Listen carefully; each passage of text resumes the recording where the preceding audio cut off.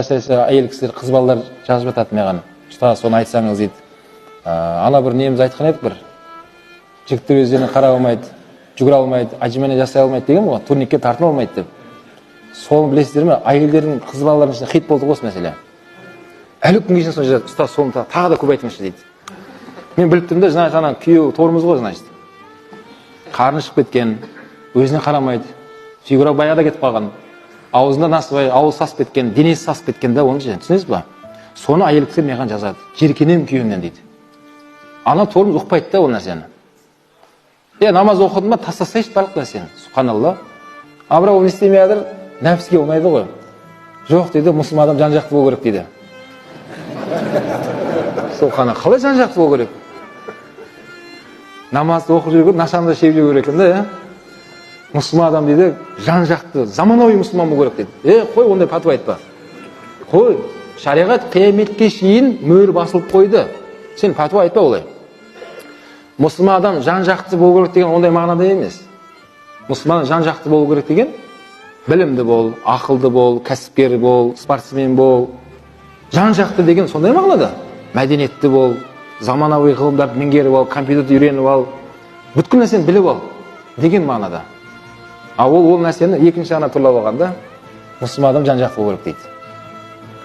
Намаз оқып жүреді, екінші жағына қарасаң, ойраның бар деп тойда билеп жүрді, аяғын көтеріп тұр. Сен намаз қылған емессің ба? Жоқ дейді, мұсылман жан-жақты болу керек екен деп қояды. Бауырлар, ондай нәрсе болмайды.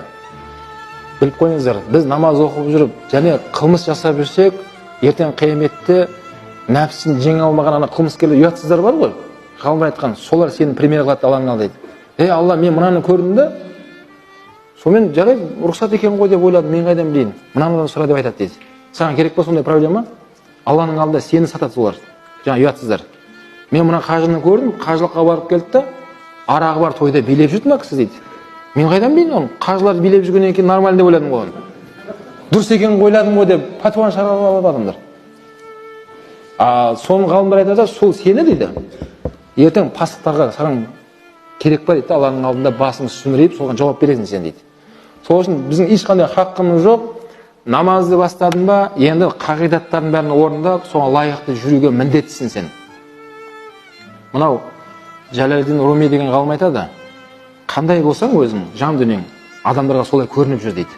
Қалай көрінсең, солай жүресің дейді. Оны бұзуға хақың жоқ дейді. Сен намазхан болып көріндің ба, енді хақың жоқ пас болып көрінуге. Хақың жоқ, Құдайдан қорқ. Өткен сен намазхан деген атың бар. Мына кісіні танимын, мен намазға өткенде бірге болып қалдым ғой деп бір көрініп қалдыңыз ба, енді оны қағидадан бұзуға хақыңыз жоқ. Нәпсіңді тәрбиелеп, балаңды емес, өзің тәрбиеле. Сөйтіп солай көріну керек та сізге намазхан болып қоғамда иншалла. Сөйтіп сізді көрген достарың, палчандарың сізге қарап бой түзей бастау керек қой. Негізі мұнан дұрыс негізінде.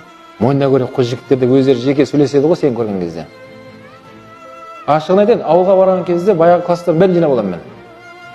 Олар мен кейде жақтырмайды, бірақ мен бәрін тауып аламын оларды. Бірге оқыған класстас достарым ғой мектепте. Мен біліп тұрмын, ертең Құдайдың алдында олар мен жағама жармасады да, мен қазір айтпасам. Біліп тұрмын, олар мен сөзім жараспайды қазір өмірімде. Бірақ мен өзімнің миссиямды орындауға тырысам да, әрі дос ретінде, бауыр ретінде, оған мен жанашырлықпен айтамын. Сөйтіп бір жетіде ауылда жүрсем, жақсы болып қалады. Күніге кездесе бастаймыз, күніге әңгімеміз өзгереді. Мен кеткеннен кейін тағы бір жетіге шейін байланысып жүреді олар, телефонмен хабарласып, қалай жақсы жетіп алдың ба, бәрі дұрыс па? Бір жеттен кейін связь үзіледі ғой. Олар да звондамайды, мен де звондауға уақытым болмай қалады. Мен түсініп тұрмын, өйткені орта жақсы емес та оларда. Сол үшін бауырлар айтарым, намаз басталмай жатқан кісілер, орталарыңызды өзгертіңіздер. Адам болам десең, ортаңды өзгерт айналайын. Қандай орта? Мына намазхан ортаңға келіңіздер. Имамға келіңіз, сізге ортаны Алла тауып береді. Ғалымдар айтады, сондай ортаны тап сен дейді.